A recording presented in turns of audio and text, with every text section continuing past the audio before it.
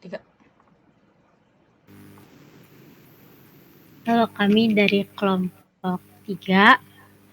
Saat ini kami akan mempresentasikan akuntansi keuangan menengah chapter 18, yaitu pengakuan pendapatan. Kelompok kami terdiri dari saya, Minerva, ada Intan, Faizah, dan Janita. Kita mulai dari pengertiannya terlebih dahulu. Jadi pengakuan pendapatan merupakan pencatatan jumlah uang secara resmi ke dalam metode pembukuan sehingga jumlah tersebut terrefleksi dalam statement keuangan. Pengakuan pendapatan juga merupakan aktivitas yang paling berisiko dimanipulasi, dan apapun standar akuntansi yang digunakan, baik IFRS maupun GAAP, risiko atau kesalahan dan ketidakakuratan dalam pelaporan pendapatan jumlahnya sangat besar. Ada 4 transaksi untuk mengakui pendapatan. Yang pertama, perusahaan mengakui pendapatan dari penjualan produk diakui pada tanggal penjualan yang biasanya diinterpretasikan sebagai tanggal penyerahan kepada pelanggan. Transaksi yang kedua, perusahaan mengakui pendapatan dari pemberian jasa diakui ketika jasa-jasa itu telah dilaksanakan dan dapat ditagih. Yang ketiga, perusahaan mengakui pendapatan dari mengizinkan pihak lain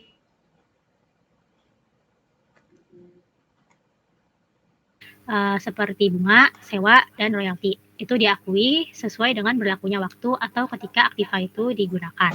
Dan yang terakhir atau yang keempat, perusahaan mengakui pendapatan dari pelepasan aktiva selain produk diakui pada tanggal penjualan. Berikutnya dasar pengakuan atas penjualan. Pengakuan pendapatan lebih awal boleh dilakukan jika kadar kepastian jumlah pendapatan yang akan diterima itu tinggi. Dalam hal ini ada pun pengakuan yang ditunda. Yang pertama itu jika kadar kepastian jumlah pendapatan yang akan diterima dan biaya yang dikeluarkan tinggi, dan penjualan tidak menggambarkan substansi penyelesaian dari proses penerimaan pendapatan. Variasi pengakuan pendapatan. Jadi ada 4 variasi. Yang pertama itu at date of delivery, itu dia menggunakan general rule. Setelah itu ada before delivery, itu ada dibagi jadi 3, sebelum produksi, saat produksi, dan setelah produksi. Yang ketiga itu ada after delivery, itu dibagi jadi 2, as cash, dianggap cash saat sudah didapatkan, dan after cost are recovered, atau setelah biaya tertutupi. Dan terakhir itu ada special sales, itu dibagi jadi 2, franchise dan consignment.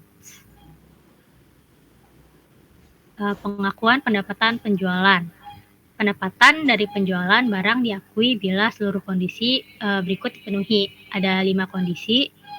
Yang pertama, perusahaan telah mengalihkan kepada pemberi risiko secara signifikan dan manfaat kepemilikan barang.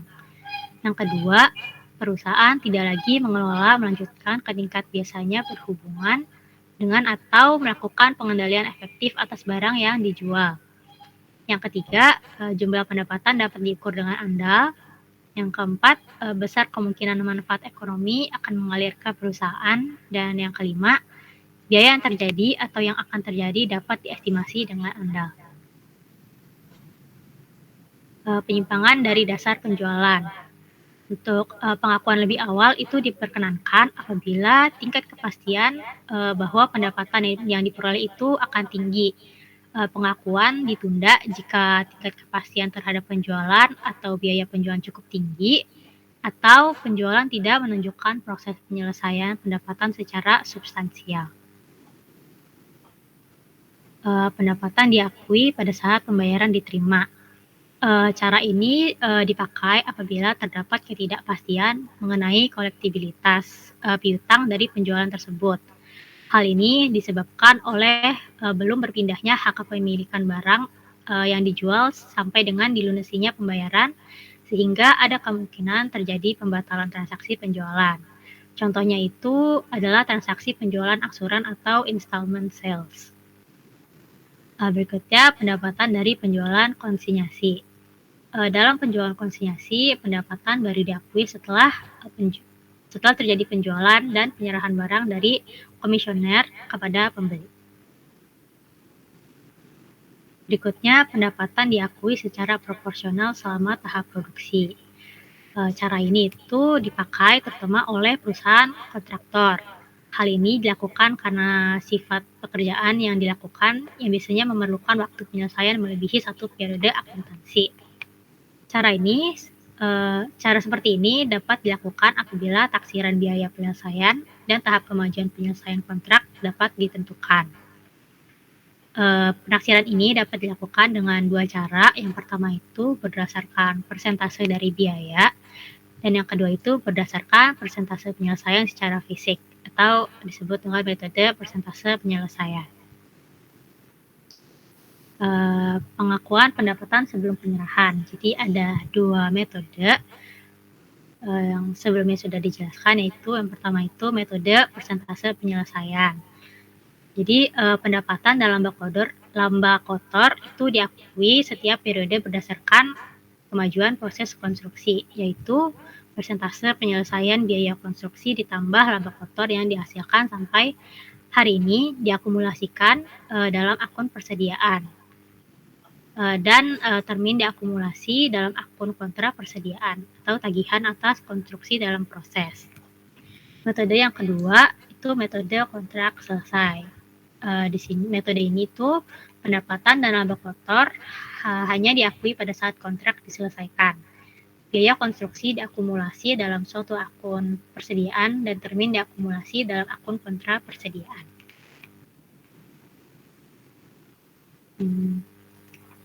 Berikutnya itu metode percentage of completion itu harus digunakan jika estimasi kemajuan pekerjaan, pendapatan, dan cost reasonably dependable dan seluruh kondisi berikut ada 3 kondisi. Yang pertama itu kontrak secara jelas menetapkan enforceable rights terkait dengan barang atau jasa oleh masing-masing pihak, pertimbangan yang akan diubah setiap saat, dan hal-hal yang terkait dengan pembayaran. Yang kedua, pembeli dapat diharapkan memenuhi seluruh kewajibannya. Yang ketiga, kontraktor dapat diharapkan melaksanakan pekerjaan sesuai kontrak. Perusahaan harus menggunakan metode kontrak selesai jika satu di antara kondisi berikut ini terpenuhi. Jika metode yang sebelumnya itu harus semua kondisi terpenuhi, metode ini hanya perlu salah satu saja dari antara 3 kondisi. Yang pertama itu perusahaan memiliki kontrak jangka pendek. Yang kedua, perusahaan tidak dapat memenuhi kondisi untuk menggunakan metode persentase penyelesaian. Atau yang ketiga, ada inherent hazards dalam kontrak di luar kondisi normal yang menimbulkan risiko bisnis. Berikut penjelasan mengenai metode persentase penyelesaian. Jadi kita menggunakan pengukuran kemajuan pekerjaan. Ukuran yang paling populer itu adalah cost to cost basis. Jadi untuk menghitungnya itu cost incurred during the date dibagi dengan most recent estimate of total cost. Itu akan menghasilkan percent complete. Nah, persentase penyerapan biaya dapat digunakan untuk menaksir persentase pendapatan atau laba kotor kontrak jangka panjang. Untuk ilustrasi, PT Virgin memiliki kontrak yang dimulai pada bulan Juli tahun 2004 untuk membuat jembatan dengan nilai kontrak sebesar 9 miliar rupiah. Pekerjaan ini diharapkan selesai pada bulan Oktober tahun 2006 dengan taksiran biaya sebesar 8 miliar rupiah.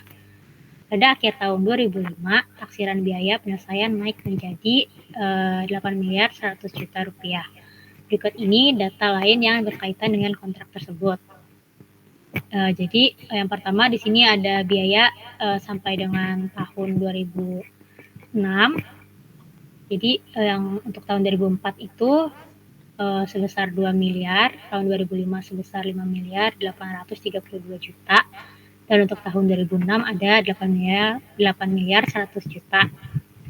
Untuk yang kedua ada taksiran biaya penyelesaian sisa kontrak untuk tahun 2004 sebesar 6 miliar, tahun 2005 sebesar 2 miliar 268 juta, dan untuk tahun 2006 itu tidak ada. Yang ketiga ada tagihan kontrak Untuk tahun 2004 sebesar 1.800.000.000, tahun 2005 4.800.000.000, dan untuk tahun 2006 2.400.000.000. Dan data yang terakhir itu kas yang diterima tahun 2004 sebesar 1.500.000.000, tahun 2005 3.500.000.000, dan untuk tahun 2006 sebesar 4 miliar.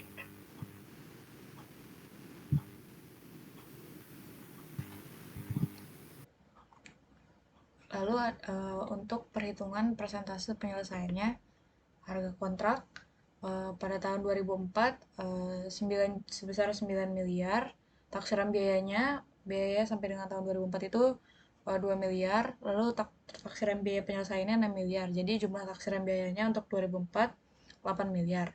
Jadi taksiran laba kotornya sebesar 1 miliar, sehingga persentase penyelesaiannya 25%. Untuk 2005 harga kontraknya sama 9 miliar.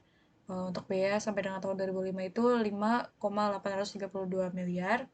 Taksiran biaya penyelesaiannya 2.268 juta. Lalu sehingga jumlah taksiran biayanya 8 miliar 100 juta. Taksiran laba kotornya 900 juta, sehingga persentase penyelesaiannya 72%. Untuk 2006 biaya sampai dengan tahun 2006 itu 8 miliar 100 juta. Taksiran biaya penyelesaiannya itu tidak ada. Jumlah taksiran biayanya itu 8 miliar 100 juta, jadi taksiran laba kotornya 900 juta. Persentase penyelesaiannya 100%. Nah, untuk penjualan tahun 2004, pertama di debit ada konstruksi dalam proses sebesar 2 juta terhadap bahan baku, yaitu kas, sebesar 2 juta juga. Ini untuk mencatat kos konstruksi. Lalu ada piutang dagang di debit 1.800.000 terhadap penagihan KDP sebesar 1.800.000 untuk mencatat penagihan. Lalu ada kas 1.500.000 terhadap piutang dagang 1.500.000 untuk mencatat pelunasan piutang. Lalu ada konstruksi dalam proses sebesar 250.000 dan biaya konstruksi sebesar 2 juta terhadap pendapatan kontrak jangka panjang 2.250.000. Ini untuk mencatat pengakuan pendapatan dan laba kotor. Lalu ada perhitungan taksiran pendapatan. Pendapatan diakui tahun 2004 itu dari taksiran persentase yang tadi 25% dikali dengan 9 juta. Jadi 2004 itu sebesar 2.250.000. Untuk 2005 itu tadi persentasenya 72% dikali 9 juta menjadi 6.480.000 dikurang dengan pendapatan tahun 2004 yang sebelumnya sebesar 2.250.000. Jadi pendapatan tahun 2005 itu 4.230.000 dari 6.480 dikurang 2.250. Untuk pendapatan diakui tahun 2006 itu tadi persentasenya 100% dikali 9 juta. Jadi tahun 2006 sebesar 9 juta dikurangi dengan pendapatan tahun 2004 dan tahun 2005 sebesar 6.480.000. Sehingga pendapatan tahun 2006 itu 2.520.000.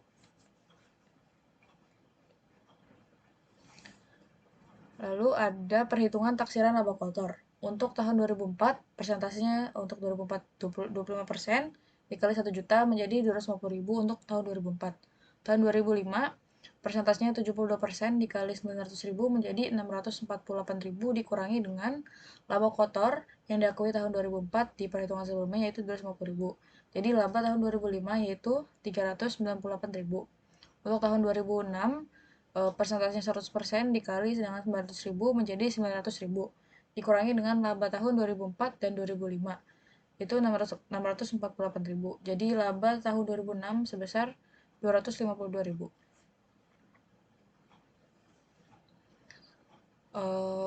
Laporan laba ruginya untuk tahun 2004, pendapatan dari kontrak jangka panjang sebesar 2.250.000 dikurangi dengan biaya konstruksi 2 juta, laba kotornya menjadi 250.000. Untuk tahun 2005, pendapatan dari kontrak jangka panjangnya 4.230.000, biaya konstruksinya 3.832.000, sehingga laba kotornya 298.000.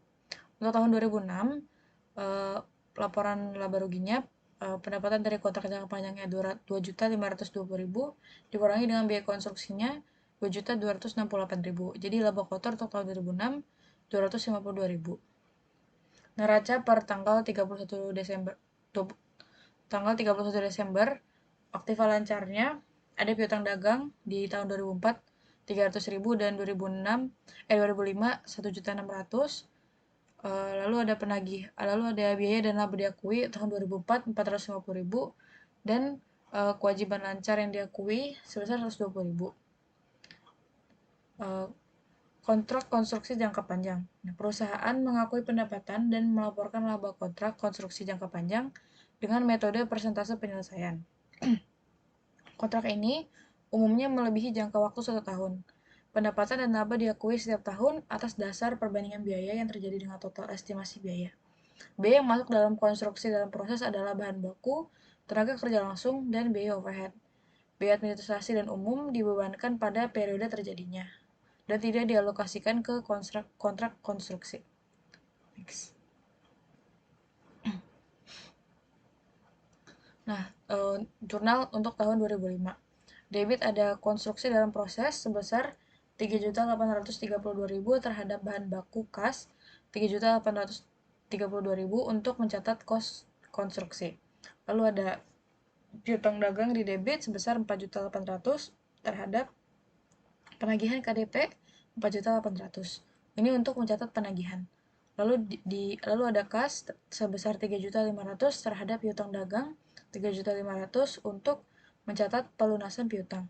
Lalu ada konstruksi dalam proses sebesar 398.000 dan biaya konstruksi 3.832.000 di debit terhadap pendapatan kontrak jangka panjang 4.230.000.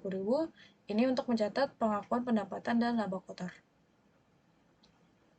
Nah, untuk jurnal tahun 2006-nya ada konstruksi dalam proses debit 2 juta sebesar 2.268.000 terhadap kas 2.268.000 untuk mencatat kos konstruksi. Lalu ada piutang dagang sebesar 2.400.000 terhadap penagihan KDP 2.400.000 untuk mencatat penagihan. Dan ada kas sebesar 4 juta terhadap piutang dagang 4 juta untuk mencatat pelunasan piutang. Lalu ada konstruksi dalam proses sebesar 252.000 dan biaya konstruksi 2.268.000 di debit terhadap pendapatan kontrak jangka panjang sebesar 2.520.000. Ini untuk mencatat pengakuan pendapatan dan laba kotornya. Lalu di debit ada penagihan KDP sebesar 9 juta terhadap konstruksi dalam proses yang masih dalam proses sebesar 9 juta. Ini untuk mencatat penyelesaian kontraknya. Lalu ini ada jurnal khusus. Pertama ada konstruksi dalam proses tahun 2004, kosnya 2 miliar. Lalu ada laba kotor 250 juta. Lalu di 2005 ada kosnya sebesar 3.832 juta dan laba kotornya 398 juta. 2006 kosnya 2.268 juta dan laba kotornya 252 juta. Nah, di 2006-nya hanya ada 9 miliar. Nah, untuk jurnal piutang dagang di 2004 itu ada sebesar 1,8 M, 2005-nya itu 4.800.000 juta, 2006-nya 2.400.000. Itu di debitnya, di kreditnya 2004-nya 1.500.000 juta, 2005-nya 3.500.000 juta dan 2006-nya 4 miliar. Penagihan KDP di debitnya ada di tahun 2006 sebesar 9 miliar. Di kreditnya 2004 itu 1,8 M, 2005 4.800.000 juta dan 2006 2.400.000 juta. Nah, di kasnya debit semua. Di 2004 ada 1,5 M, 2005 3,5 M dan 2006 ada 4 miliar. Untuk biaya konstruksi di tahun 2004 terdapat 2 miliar, 2005 terdapat 3.832 juta dan 2006 terdapat 2 miliar 268 juta. Untuk pendapatan konstruksi jangka panjang 2004-nya terdapat 2 miliar 250 juta, 2005-nya 4 miliar 230 juta dan 2006-nya 2 miliar 520 juta. Lalu ada laporan laba rugi. Pendapatan dari kontrak jangka panjang tahun 2004 itu 2.250.000 dikurangi dengan biaya konstruksinya sebesar 2 juta, jadi laba kotornya itu 250.000. Tahun 2005 pendapatan dari kontrak jangka panjangnya 4.230.000 dikurangi dengan biaya konstruksinya 3.832.000. Jadi laba kotornya itu 298.000. Untuk tahun 2006 kontrak jangka panjangnya sebesar 2.520.000 dikurangi dengan 2.268.000. Jadi laba kotornya 252.000 untuk tahun 2006. Piutang dagang per neraca 31 Desember 2004 itu ada 300.000 dan 2005-nya ada 1.600.000. Untuk biaya dan laba diakui tahun 2004 terdapat 450.000 dan kewajiban lancar laba yang diakui sebesar 120.000. Perusahaan mengakui pendapatan dan melaporkan laba kontrak konstruksi jangka panjang dengan metode persentase penyelesaian. Kontrak ini umumnya melebihi jangka waktu 1 tahun. Pendapatan dan laba diakui setiap tahun atas dasar perbandingan biaya dan terjadinya dengan total estimasi biaya. Biaya yang masuk dalam konstruksi dalam proses adalah bahan baku, tenaga kerja langsung, dan biaya overhead. Biaya administrasi dan umum dibebankan pada periode terjadinya dan tidak dialokasikan ke kontrak konstruksi. Selanjutnya akan dilanjutkan oleh Janita. Baik, selanjutnya pengakuan pendapatan saat penyerahan. Jadi penjualan dengan perjanjian beli kembali. Bila terdapat perjanjian beli kembali dengan harga tertentu dan harga ini bisa menutup segala biaya persediaan ditambah biaya kepemilikan yang terkait, maka persediaan dan kewajiban yang berkaitan itu harus tetap ada pada pembukuan penjual. Dengan kata lain, tidak terjadi penjualan. Lalu ada penjualan dengan hak retur. Tersedia 3 cara pengakuan pendapatan alternatif jika penjual menanggung risiko kepemilikan yang berkepanjangan sebab pengembalian produk dalam akuntansi, yaitu tidak mencatat penjualan hingga semua hak retur habis masa berlakunya. 2. Mencatat penjualan, tapi mengurangi penjualan dengan estimasi retur di masa depan. Dan yang ketiga, mencatat penjualan serta memperhitungkan retur ketika terjadi penjualan. Selanjutnya ada metode kontrak selesai, yaitu perusahaan mengakui pendapatan dan laba kotor hanya pada saat penjualan, yaitu ketika kontrak telah diselesaikan. Dengan metode ini, perusahaan mengakumulasikan kos kontrak jangka dalam proses, namun tidak perlu melakukan pengakuan periodik untuk pendapatan, kos, dan laba kotor. Untuk jurnal tahun 2004, ada di debit itu konstruksi dalam proses sebesar 2 juta, lalu ada di kredit itu bahan baku, kas itu 2 juta untuk mencatat kos konstruksi. Lalu ada di debit piutang dagang 1.800.000 dan di kredit ada penagihan KDP itu untuk mencatat penagihan sejumlah 1.800.000. Lalu ada di debit ada kas 1.500.000 dan di kredit ada piutang dagang sebesar 1.500.000. Itu untuk mencatat pelunasan piutang. Untuk jurnal tahun 2005, akunnya ada di debit ada konstruksi dalam proses yaitu sebesar 3.832.000.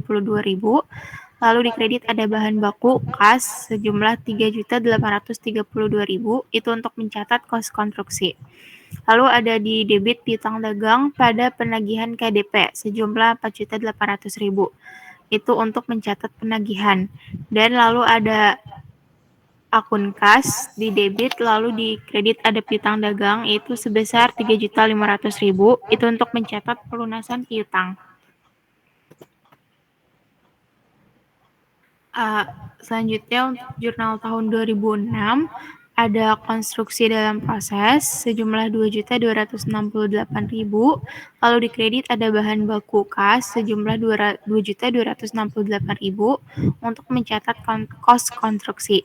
Lalu di debit ada piutang dagang sebesar 2.400.000 dan di kredit ada penagihan KDP yaitu untuk mencatat penagihan sejumlah 2.400.000. Lalu ada akun kas pada piutang dagang, yaitu untuk mencatat pelunasan piutang sejumlah 4 juta. Selanjutnya jurnal tahun 2016 ada biaya konstruksi itu 8.100.000 itu di debit, lalu di kredit ada konstruksi dalam proses sejumlah 8.100.000. Lalu di debit ada penagihan KDP sejumlah 9 juta dan di kredit ada pendapatan dari KJP yaitu sebesar 9 juta. Untuk laporan laba rugi pada tahun 2006 ada pendapatan dari kontrak jangka panjang yaitu sejumlah 9 juta, lalu ada biaya konstruksi sejumlah 9.100.000 dan laba kotornya sejumlah 900.000.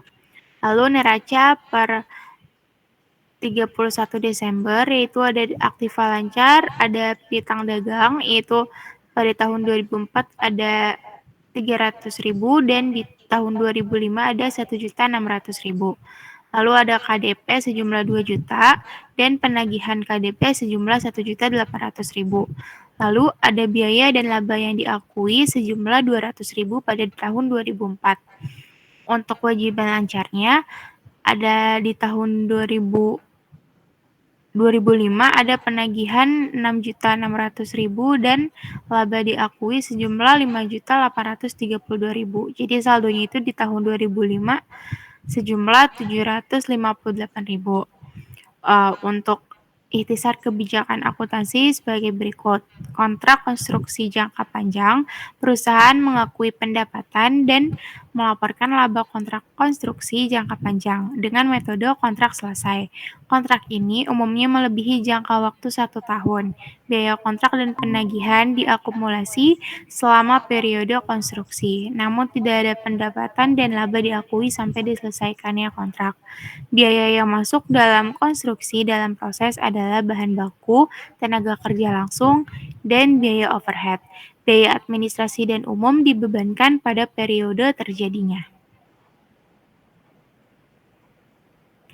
Rugi kontrak jangka panjang ada 2 metode, yaitu yang pertama rugi periode berjalan pada kontrak yang menguntungkan. Presentase penyelesaiannya yaitu estimasi kenaikan kos pada periode sekarang untuk menyesuaikan laba kotor periode sebelumnya. Untuk rugi pada seluruh proyek, pada kedua metode, perusahaan harus mengakui rugi pada periode sekarang untuk seluruh rugi proyek.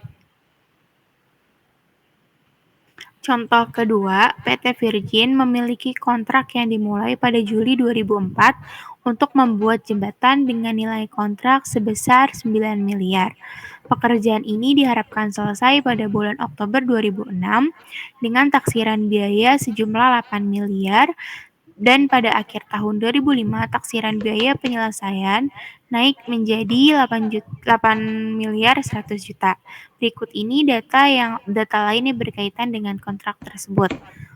Untuk tahun 2004, yaitu biaya sampai dengan tahun 2004 sejumlah 2 miliar, sampai tahun 2005 itu sejumlah 5 miliar 832 juta, dan untuk tahun 2006 itu sejumlah 8 miliar 100 juta. Untuk taksiran biaya penyusutan sisa kontrak pada tahun 2004 yaitu sejumlah 6 miliar, pada tahun 2005 sejumlah 2 miliar 268 juta. Dan pada tahun 2006 itu tidak ada. Untuk tagihan kontrak tahun 2004 itu sejumlah 1 miliar 800 juta dan untuk tahun 2005 sejumlah 4 miliar 800 juta. Untuk tahun 2006 sejumlah 2 miliar 400 juta. Untuk kas yang diterima tahun 2004 sejumlah 1 miliar 500 juta dan tahun 2005 itu sejumlah 3 miliar 500 juta. Dan untuk tahun 2006 itu sejumlah 4 miliar. Next.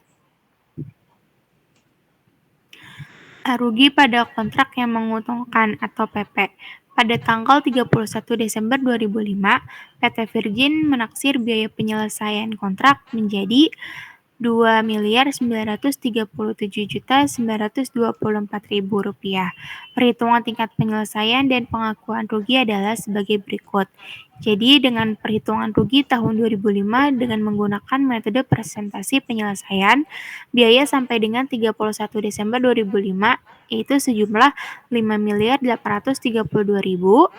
Lalu ditambah dengan taksiran biaya penyelesaian yang dikoreksi sejumlah 2.937.924.000 dan jadi jumlah taksiran biaya penyelesaiannya menjadi 8.769.924.000 dengan persentase penyelesaian sejumlah 66,5% dan pendapatan yang diakui pada tahun 2005 yaitu sebesar 3.735.000.000 dan biaya yang terjadi pada tahun 2005 sejumlah 3.832.000.000. Lalu rugi pada tahun 2005 yaitu sebesar 97 juta. Untuk jurnal tahun 2004 ada konstruksi dalam proses itu di debit sejumlah 2 juta dan di kredit ada bahan baku kas sejumlah 2 juta. Itu untuk mencatat kos konstruksi. Lalu ada di debit piutang dagang pada penagihan KDP yaitu untuk mencatat penagihan sejumlah 1.800.000. Lalu ada akun kas di debit sejumlah 1.500.000 dan di kredit ada piutang dagang sejumlah 1.500.000 untuk mencatat pelunasan piutang. Lalu di debit ada konstruksi dalam proses sebanyak 250.000. Lalu ada biaya konstruksi sejumlah 2 juta. Dan di kredit ada pendapatan kontrak jangka panjang yaitu untuk mencatat pengakuan pendapatan dan laba kotor yaitu sejumlah 2.250.000. Untuk jurnal tahun 2005 ada konstruksi dalam proses sejumlah 3.832.000 di debit, lalu di kredit ada bahan baku kas sejumlah 3.832.000 untuk mencatat kos konstruksi. Lalu di debit ada piutang dagang pada penagihan KDP untuk mencatat penagihan sejumlah 4.800.000. Lalu di debit ada juga kas yaitu sejumlah 3.500.000 dan di kredit ada piutang dagang untuk mencatat pelunasan piutang yaitu sejumlah 3.500.000. Lalu ada akun biaya konstruksi sejumlah 3.832.000 dan ada konstruksi dalam proses sejumlah 97.000.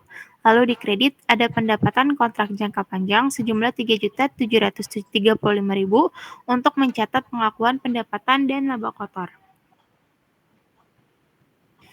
Untuk jurnal tahun 2006, di debit ada konstruksi dalam proses yaitu sejumlah 2.937.924 dan di kredit ada bahan baku kas itu untuk mencatat kos konstruksi.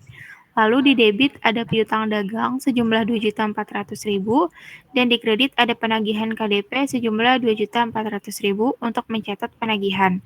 Lalu di kas ada akun debit kas itu 4 juta dan di kredit ada piutang dagang sejumlah 4 juta juga itu untuk mencatat pelunasan piutang. Selanjutnya akan dijelaskan oleh Intan. Untuk selanjutnya jurnal tahun 2006 itu jurnalnya konstruksi dalam proses di debit Rp77.076 dan biaya konstruksi di debit Rp2.937.924 terhadap pendapatan KJP di kredit Rp3.015.000. Itu untuk mencatat pengakuan pendapatan dan laba kotor. Jurnal selanjutnya itu ada penagihan KDP itu di debit 9 juta terhadap konstruksi dalam proses di kredit 9 juta. Jurnal tersebut itu untuk mencatat penyelesaian kontrak. Selanjutnya ada rugi pada kontrak rugi. Pada tanggal 31 Desember 2005, PT Virge menaksir biaya penyelesaian kontrak sebesar 3.280.500.000 dan terdapat revisi terhadap taksiran kontrak tersebut adalah jadi untuk nilai kontrak 2004 pada taksiran semula ini 9 miliar rupiah. Kalau untuk 2005 tapi dengan taksiran yang direvisi itu 9 miliar rupiah juga. Untuk taksiran jumlah biaya di tahun 2004 itu 8 juta, 8 miliar, kalau yang 2005 itu 9 miliar 112 juta 500 ribu. Untuk takhiran laba kotornya itu 1 miliar rupiah untuk tahun 2004 itu dari 9 miliar dikurang 8 miliar. Tapi kalau yang untuk 2005 dia tidak ada takhiran laba kotor tapi dia ada takhiran rugi. Takhiran rugi untuk 2005 itu 112 miliar 500 ribu itu 112 juta 500 ribu itu dari 9 miliar dikurang 9 miliar 112 juta 500 ribu. Selanjutnya ada metode presentase penyelesaiannya. Untuk perhitungan pendapatan pada tahun 2005 ini, metode presentase penyelesaiannya itu pendapatan yang diakui pada tahun 2005 ini, yang pertama ada harga kontrak itu 9 miliar rupiah, itu selanjutnya ada persentase penyelesaian 64%. Nah, untuk 64% ini dari 5 miliar 832 juta dibagi dengan 9 miliar 112 juta 500 ribu dari perhitungan sebelumnya dikali 100%. Itu mendapatkan 64% ya. Selanjutnya ada pendapatan yang dapat diakui itu 5 miliar 760 juta itu dari 9 miliar dikali 64%. Selanjutnya ada pendapatan yang diakui di tahun sebelumnya itu sebesar 2 miliar 250 juta. Jadi pendapatan yang diakui pada tahun 2005 ini sebesar 3 miliar 510 juta rupiah. Itu dari 5 miliar 760 juta dikurang 2 miliar 250 juta.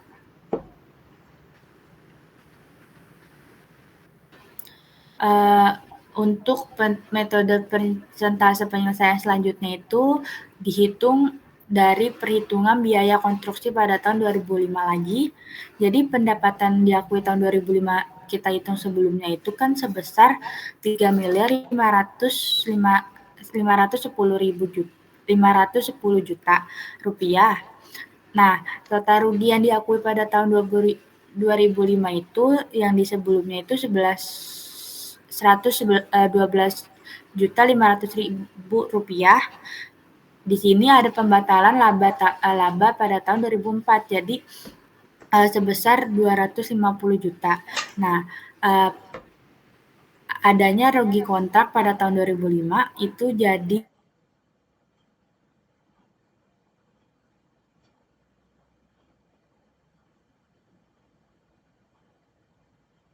Rp1.000.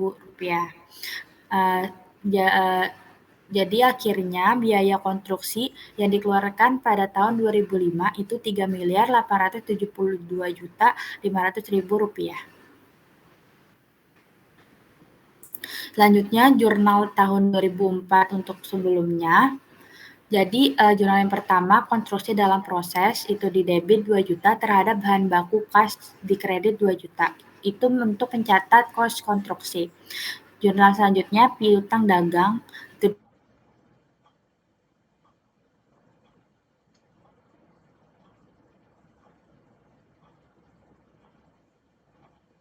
ribu. Itu untuk pilihan. Selanjutnya kas di debit 1.500.000 terhadap piutang dagang di kredit 1.500.000. Itu untuk mencatat pelunasan piutang. Untuk jurnal yang terakhir itu konstruksi dalam proses 250.000 di debit dan biaya konstruksi 2 juta. Jadi di kreditnya itu pendapatan kontrak jangka panjang itu ditotalin dari konstruksi dalam proses dan biaya konstruksinya itu 2.250.000 untuk mencatat pengakuan pendapatan dan laba kotor. Nah, yang sebelumnya untuk menjurnal tahun 2004, nah sekarang untuk menjurnal tahun 2005. Jadi jurnal yang pertama itu konstruksi dalam proses 3.832 ribu di debit terhadap bahan baku kas itu 3.832.000. Itu untuk mencatat kos konstruksi. Jurnal yang kedua, piutang dagang di debit 4.800.000 terhadap penagihan KDP di kredit 4.800.000. Itu untuk mencatat penagihan. Jurnal selanjutnya, kas di debit 3.500.000 terhadap piutang dagang di kredit 3.500.000. Itu untuk mencatat pelunasan piutang. Yang terakhir, biaya konstruksi itu 3.872.500 di debit terhadap konstruksi dalam proses 362.500 dan pendapatan kontrak jangka panjang 3.510.000. Itu untuk mencatat pengakuan pendapatan dan laba kotornya.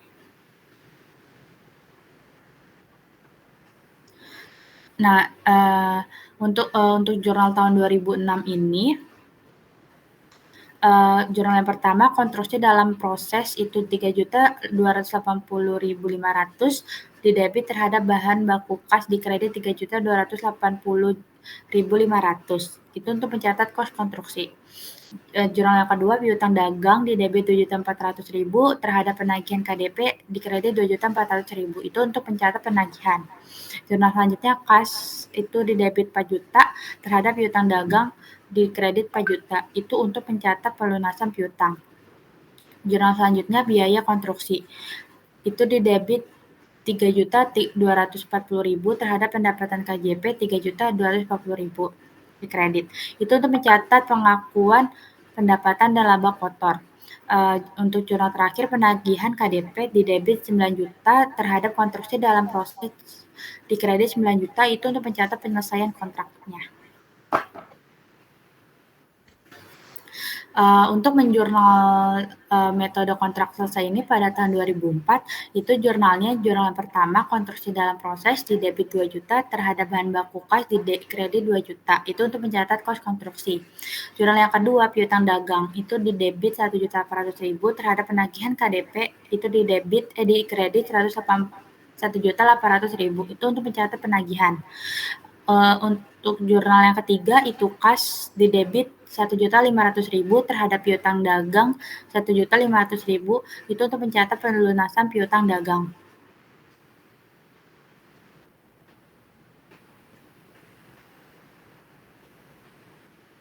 Jurnal tahun 2005-nya ini konstruksi dalam proses di debit 3.832.000 terhadap bahan baku kas 3.832.000 untuk mencatat kos konstruksinya. Jurnal yang selanjutnya, piutang dagang 4.800.000 di debit terhadap penagihan KDP 4.800.000 untuk mencatat penagihan. Jurnal yang ketiga, kas di debit 3.500.000 terhadap piutang dagang 3.500.000 itu untuk mencatat pelunasan piutang. Jurnal yang terakhir, rugi kontrak jangka panjang 112.500.000 di debit terhadap konstruksi dalam proses di kredit 112.500.000. Itu untuk mencatat pengakuan pendapatan dan laba kotornya.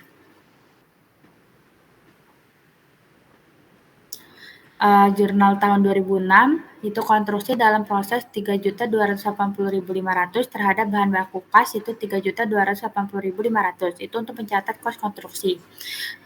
Jurnal yang kedua, piutang dagang itu 2.400.000 terhadap penagihan KDP 2.400.000. Itu untuk mencatat penagihan. Jurnal yang ketiga, kas terhadap kas 4 juta di debit terhadap piutang dagang itu 4 juta di kredit. Itu untuk mencatat pelunasan piutang.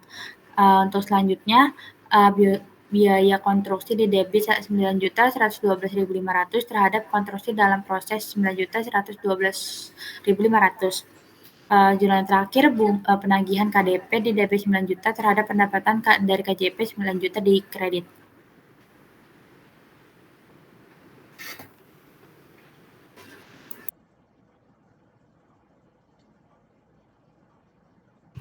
Selanjutnya ada latihan soal chapter 17.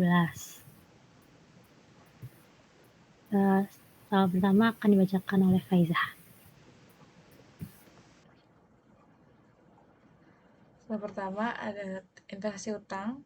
Itu terjadi pada 1 Januari 2022 Roosevelt Company membeli 12% obligasi dengan nilai jatuh tempo $500.000 seharga $537.907,40 obligasi memberikan pemegang obligasi dengan hasil 10%. Mereka tertanggal 1 Januari 2022 dan jatuh tempo 1 Januari 2027 dengan bunga yang diterima 31 Desember setiap tahun. Model bisnis Roosevelt adalah memegang obligasi ini untuk mengumpulkan arus kas kontraktual. Instruksinya, yang A, siapkan entry jurnal pada tanggal pembelian obligasi. Yang kedua, siapkan jadwal amortisasi ikatan. Yang C atau yang ketiga, siapkan entry jurnal untuk mencatat minat yang diterima dan amortisasi untuk tahun 2022. Dan yang terakhir, siapkan entry jurnal untuk mencatat minat yang diterima dan amortisasi untuk tahun 2023.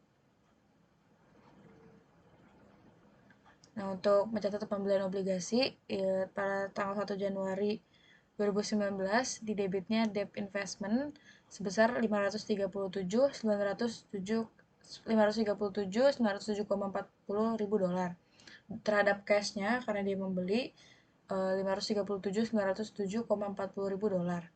Lalu amortisasi schedule-nya 20% bonds sold to 10% pendapatan. Date-nya 1 Januari 2019, carrying amount of bonds-nya $537.907,40. Nah, untuk pembayaran pertama pada tanggal 31 Desember 2019, cash receive-nya 60.000, interest revenue-nya 53.790,74, premium amortisasinya 6.209,26, sehingga carrying amount of bonds-nya tinggal $531.698,14 dari carrying amount of bonds sebelumnya 1 Januari 2019 dikurang dengan premium amortisasinya yaitu $6.209,26. Lalu untuk tahun selanjutnya, tahun 2020 pada tanggal 31 Desember, cash receive-nya sama 60.000, interest revenue-nya sebesar $51.169,81. Premium amortisasinya 6.830,19. Jadi carrying amount of bonds-nya tinggal $524.867,95.000 dari carrying amount of bonds sebelumnya tahun 2019 dikurangi dengan premium amortisasi tahun 2020 yaitu $6.830.000.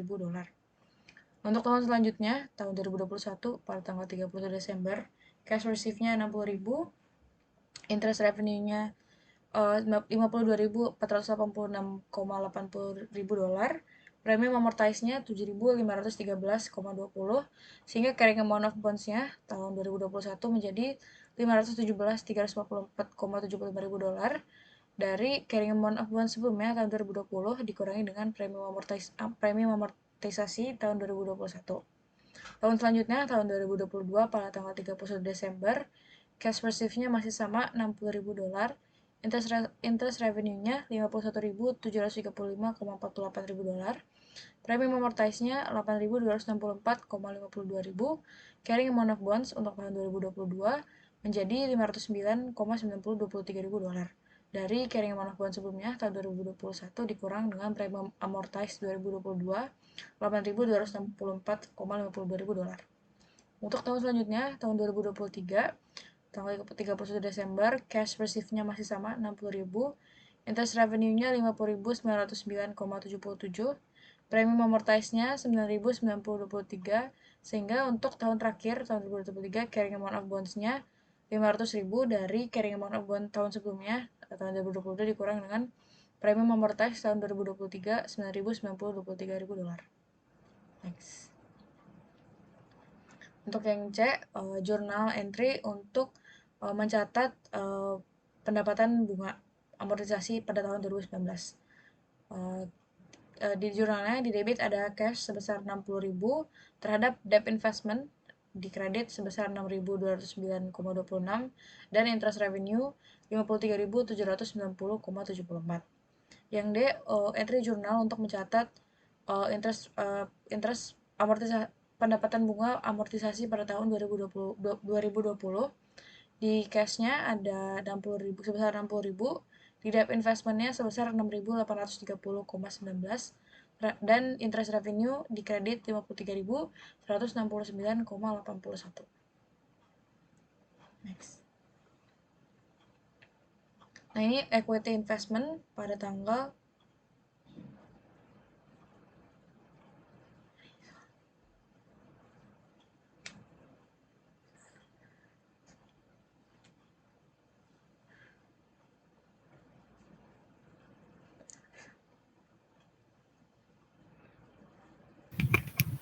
Berikutnya ada E1719.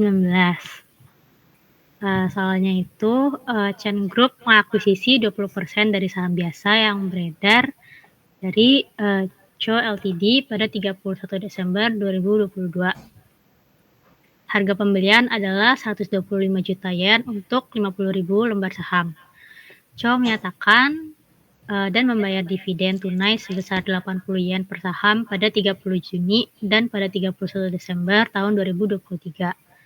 Cho melaporkan laba bersih sebesar 73 juta yen untuk tahun 2023. Nilai wajar saham Cho adalah 2.700 yen per saham pada 31 Desember 2023. Instruksinya, yang A, siapkan entry jurnal untuk Chen untuk tahun 2022 dan 2023 dengan asumsi bahwa Chen tidak dapat melakukan pengaruh signifikan atas Cho. Investasi harus diklasifikasikan sebagai perdagangan. Yang B, siapkan entry jurnal untuk Chen untuk 2022 dan 2023 dengan asumsi bahwa Chen dapat melakukan pengaruh signifikan atas Cho. Yang C, berapa jumlah investasi yang dilaporkan pada laporan posisi keuangan di bawah masing-masing metode ini pada tanggal 31 Desember 2023 dan apa pengaruhnya terhadap laba bersih yang dilaporkan pada tahun 2023 di bawah masing-masing metode ini. Jadi untuk jawabannya yang A, jurnal yang pertama itu 31 Desember 2022. Di debitnya ada equity investment sebesar 125 juta, di kreditnya ada cash 125 juta. Jurnal berikutnya 30 Juni tahun 2023, di debitnya ada cash 4 juta dan di kreditnya ada dividen revenue sebesar 4 juta. 4 juta itu dari 50.000 lembar saham dikali 80 yen. Setelah itu 31 Desember 2023 ada dua jurnal. Yang pertama itu cash di debit 4 juta dan di kreditnya ada dividen revenue 4 juta, dan yang jurnal kedua itu di debitnya ada fair value adjustment di debit 10 juta dan di kredit ada unrealized holding gain or loss income sebesar 10 juta. 10 jutanya ini itu dari 2.700 yen dikali 50.000 lembar, hasilnya itu 135 juta. Nah, 135 jutanya ini itu dikurangin dengan 125 juta, jadi ketemu 10 juta. Untuk yang B, jurnal pertama itu 31 Desember 2022, sama seperti yang sebelumnya, ada equity investment di debit 125 juta dan di kredit cash 125 juta. Untuk 30 Juni 2023, cash di debit 4 juta dan equity investment di kredit 4 juta. 31 Desember 2023 itu ada dua jurnal juga. Yang pertama itu cash 4 juta di debit dan equity investment 4 juta di kredit. Setelah itu ada equity investment di debit 14.600.000 dan di kreditnya ada investment income 14.600.000.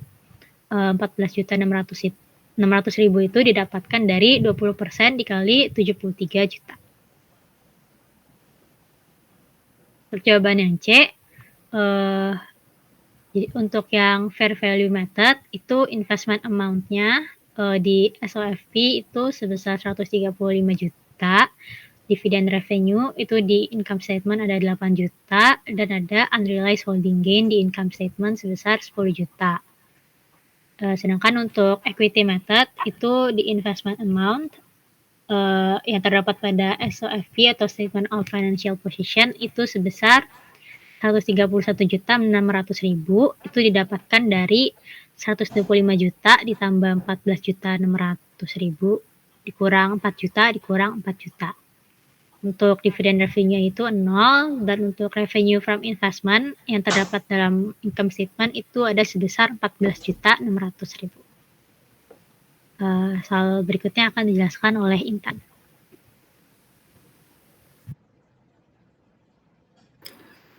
Selanjutnya problem 17.5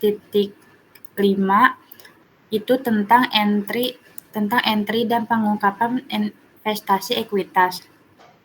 Jadi Parnevic Company memiliki investasi berikut dalam portofolio investasinya pada tanggal 31 Desember 2022. Semua investasi dibeli pada tahun 2022.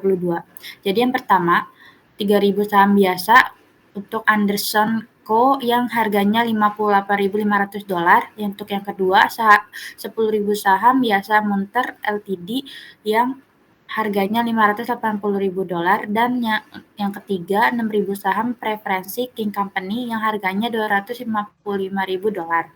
Akun penyesuaian nilai wajar menunjukkan kredit sebesar 10.100 pada akhir 2022. Pada tahun 2023, Parnevic menyelesaikan transaksi investasi berikut. Untuk yang pertama, pada tanggal 15 Januari menjual 3.000 saham biasa Anderson dengan harga $22 per saham dikurangi biaya $2.150.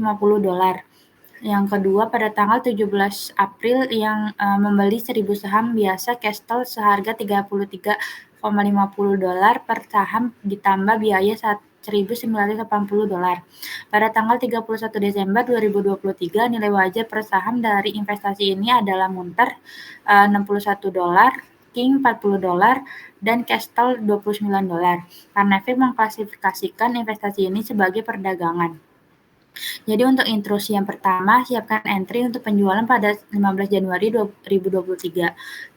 Yang B, siapkan entry jurnal untuk mencatat pembelian pada 17 April 2023. Yang C, hitung keuntungan atau kerugian yang belum realisasikan dan siapkan entry penyesuaian untuk Parnevic pada 31 Desember 2023. Yang D, bagaimana harus keuntungan atau kerugian yang belum direalisasikan dilaporkan pada laporan keuangan Parnevic. Untuk yang E, dengan asumsi investasi dalam saham preferensi company diklasifikasikan sebagai non-perdagangan. Secara singkat, menggambarkan akuntansi dan pelaporan investasi ini.